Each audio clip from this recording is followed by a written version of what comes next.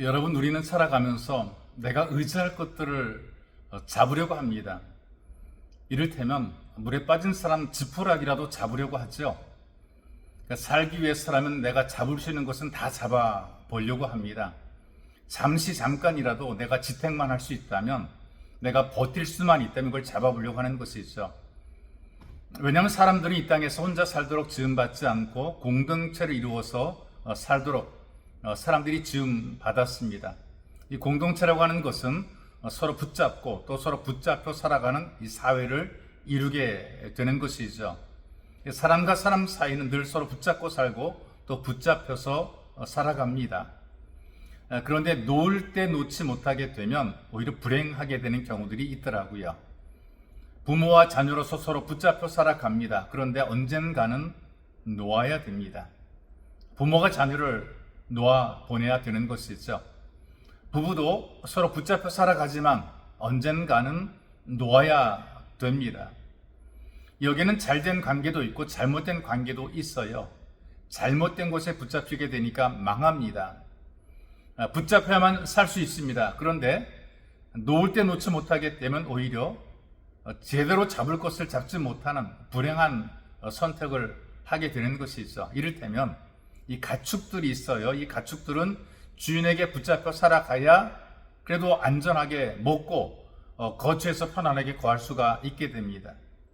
어린아이들도 부모님에게 붙잡혀 살아가야 안전하게 보호를 받으며 살게 되는 것이죠.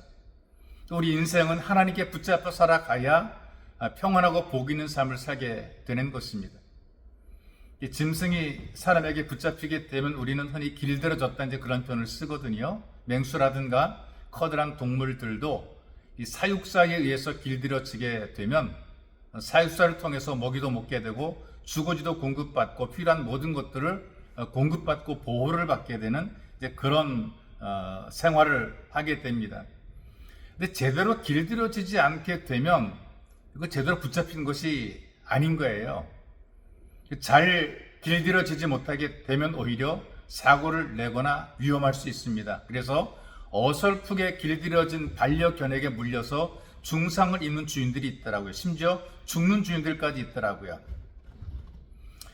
잘 길들여진 그런 우리에서 제대로 길들여지지 못하게 되면 도망가서 야생에서 사람에게 위협이 되는 그런 경우들이 있기도 하고요. 이러다가 사냥꾼을 만나게 되면 결국은 사살되는 경우들이 있습니다. 사육사에게 제대로 붙잡혀 있게 되면 삽니다. 그런데 사냥꾼에게 붙잡히게 되면 죽게 되는 것이죠. 누구에게 어떻게 붙잡히느냐에 따라서 살기도 하고 죽기도 하게 됩니다.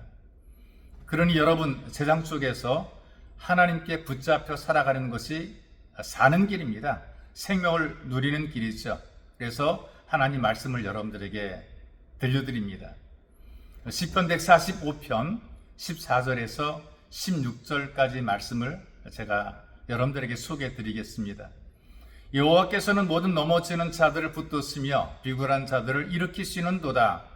모든 사람의 눈이 주를 앙망하오니 주는 때를 따라 그들에게 먹을 것을 주시며 손을 펴사 모든 생물의 손을 만족하게 하시나이다. 여러분과 제가 이렇게 지금 살아가는 것은 지금까지 하나님께서 우리를 붙잡아 주셨기 때문입니다. 그러니까 언제 우리를 붙잡아 주셨는가? 성경에 보니까 모태에서 어머니 뱃속에서부터 우리를 붙잡아 주셨다 이렇게 얘기를 하고 있어요. 어느 시대든지 수많은 생명들이 모태 속에서 이 땅에 빛을 보지 못하고 죽어가는 경우들이 있습니다. 그런데 하나님께서 붙잡아 주시면 별 짓을 다해도 살아납니다. 하나님께서 붙잡아 주지 않게 되면 별 짓을 다해도 햇빛을 보지 못하게 돼 있어요. 여러분들이 이 땅에 살아가는 것 당연하게 여기시는데 절대로 당연한 것이 아닙니다. 하나님께서 붙잡아 주신 결과란 말이 있어. 보통 엄마 뱃속에 있다가 때가 되니까 10달 되니까 나왔다 이제 그렇게 생각하는데 그게 아니에요. 어떤 엄마는요, 그 뱃속에 아이를 가지고 막 이리 뛰고 저리 뜁니다. 그리고 장사도 하기도 하고요, 밭도 매기도 하고 열심히 일한단 말이죠. 그럼에도 불구하고 아이가 건강하게 태어나요. 어떤 엄마는 막 걸음걸이도 조심조심 다닙니다. 한 걸음 한 걸음 옮기는 게 얼마나 조심스러운지 몰라요. 일도 하지 않고 그저 누웠다 앉았다 주는 거 먹습니다. 이게 뱃속에 아이를 안전하게 키우겠다는 것이죠. 그럼에도 불구하고 그 아이가 뱃속에서 빛을 보지 못하고 죽는 경우들이 있어요. 여러분이 사는 것은 당연하게 사는 것이 아닙니다. 붙잡아 주신 은혜로 지금 살고 있다는 것이죠. 이 땅에 태어날 때 우리가 응애하고 사람의 목소리, 사람의 소리를 내고 태어나는 것이 얼마나 복인지 모릅니다. 깨갱하고 태어나는 것은 개입니다. 꿀꿀하고 태어나는 것은 돼지입니다. 음해하고 태어나게 되면 소입니다. 그런데 우리가 응애하고 사람의 목소리를 가지고 태어났으니 얼마나 큰 복이에요. 이 은혜를 깨달은 다윗이 그 시편 71편에서 감격적인 그 고백을 해요. 내가 모태에서부터 주의 붙드신 바 되었으며 내 어미 배에서 주의 취하여 내신 바 되었사오니 나는 항상 주를 찬송하리이다. 그러니까 붙드신 바 되었다. 모태에서부터 주의 붙드신 바 되었다. 하나님께서 어머니 뱃속에 있을 때부터 너는 내 곳이라 도장 찍었다, 이제 그런 의미가 되는 것이 있어. 어머니 뱃속에서부터 여러분을 붙드신 하나님께서 여러분들의 평생을 책임지실 줄로 분명히 믿습니다. 여러분들은 다른 곳에 붙잡히지 마시고 오직 하나님께 붙잡혀서 멋진 인생으로 살아가시기를 주님의 이름으로 축복합니다. 살아계신 아버지 고맙습니다. 이 땅을 살아갈 때에 지금 내가 사는 것 주님의 크신 은혜라.